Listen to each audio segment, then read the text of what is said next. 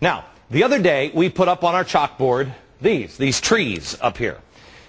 And we were talking about the freedom of speech in big government. They want to control absolutely everything, and they're coming up with all kinds of reasons to get out of, well, right now, Fox is under attack. The White House has attacked us and free speech. And I cannot figure out for the life of me why they would do that. Give me time, I'll explain. But here on these trees, I listed 3 things: wrong thinking, danger, and profit. Got it? Well, I started to think about it. I mean, they're the same 3 things that progressives use to discredit opponents on every single issue: wrong thinking, danger, and profit. I mean, they continually use this argument on absolutely everything. It doesn't matter what they're even talking about. They disparage any kind of dissent by saying those involved, well, they're just wrong thinking. They're not smart enough, or, you know, they're just the politics of the past. Whatever it is, wrong thinking. Then you have the second one is, ooh, they're a danger. It's bad. Danger. Danger. And then you also have a third category. Those who are against it are only against it because of profit. Meanwhile, their goals are always, well, they're always right. The methods are always healthy, and their motivation pure, enlightened, and for the betterment of humankind and Mother Earth. Don't question them. It's these people. What I realized that you could plug in any topic, any. We did it with Fox, but then I took Fox out and I just started going through different topics. And you'll find that the White House or their progressive allies have responded in essentially one or all 3 of these ways every single time on every issue. Whether the issue is oil companies or the healthcare debate, Chamber of Commerce, stimulus package, immigration, Fox News, the ever popular "we inherited the problem" discussion. This is what Barack Obama had in a campaign ad on the evil big oil companies like Exxon. Watch. Now Exxon's making $40 billion a year, and we're paying $3.50 for gas. I'm Barack Obama. I don't take money from oil companies or Washington lobbyists, and I won't let them block change anymore. I mean, this is amazing. There's a little bit of everything in that ad, just in a few seconds. The wrongness of the wrong thinking of overcharging, the danger that Exxon and oil companies pose by standing in the way of change. And of course, he'll take away their evil profits with a windfall profits tax. Hillary Clinton even got into the act on this one. The other day, the oil companies reported the highest profits in the history of the world. I want to take those profits and I want to put them into a strategic energy fund that will begin to fund alternative smart energy. Smart energy, not stupid energy. And profit sounds like a very bad thing in the world of progressives, doesn't it? I mean, it almost sounds, do you think they're going to make that illegal? Although I haven't seen a single one of them donate all of their money to help, crippled seals buy condoms for the Congo, or, even do the patriotic thing that Joe Biden said and step up and donate every last dime of it to the IRS. You know what?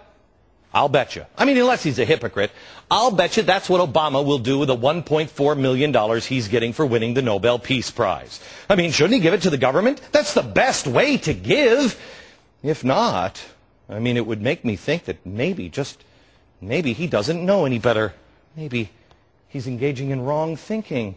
And maybe Hillary Clinton, what she said, she should just take that profit from him. Because, I mean, after all, it's just an awful lot of filthy profit for him. And quite frankly, he won't even miss it at this point.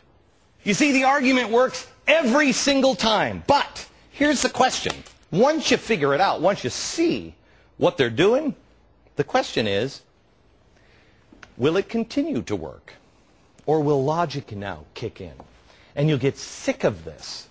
Because, you see, if we add up all the things that they say about people, it doesn't make any sense for all issues. For instance, I'm against health care.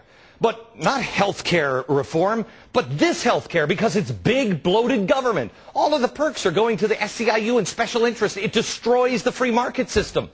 When you give back in Washington the $60 billion lost in Medicare and Medicaid fraud every year, why don't you then give me a call Call me. Oh, you're not good at that. Send me a carrier pigeon. Get back to me, and then you can ask for another program. I'm against cap and trade.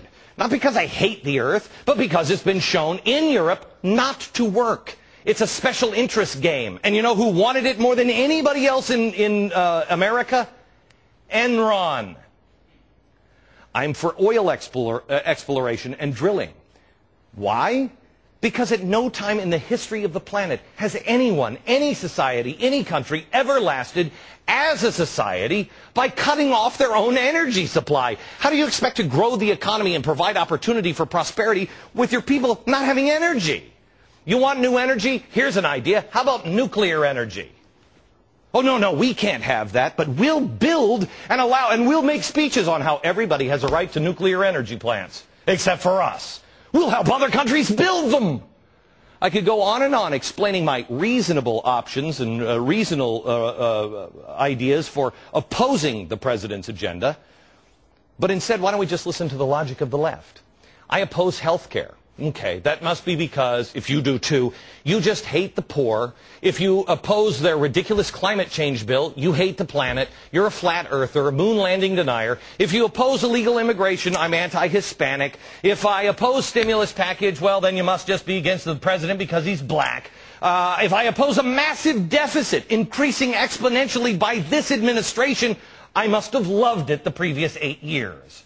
If I support the troops, I'm a warmonger. If I attend a tea party, well, I'm just crazy. If I'm in favor of traditional marriage, well, what are you, some sort of homophobe? If you oppose abortion, you're against women. If you oppose the fairness doctrine, you hate diversity. If I oppose strong-arm unions, I'm against the workers. So if you take all of their arguments, one by one, all of the things you just put up on the board, you add them all together, it would be safe to assume that according to these inclusive, diversive progressives, well, you are just a crazy, poor person, hating, flat earth believing, moonwalk denying, deficit loving, homophobic xenophobe who is homogenous, women hating racist that just loathes hardworking blue collar Americans. Oh my gosh!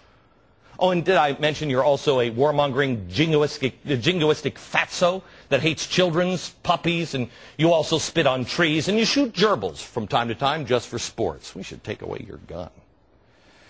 If I don't hate, well, then I'm simply dangerous. I'm a fearsome, mob-inciting, redneck, flesh-eating, monstrous, rhetoric-spewing, out-of-control religious zealot bent on blowing something up, maybe even before the end of the show. For good measure, I'm also in bed with huge multinational conglomerates and special interest groups like Goldman Sachs and unions. Oh, no, wait a minute, that's not me. That's the White House. Oh, yeah, but that system works. See what I mean? Now, which is more reasonable? Doesn't it seem reasonable to say that the politics of the past is it being engaged by those who judge things based on party or by group?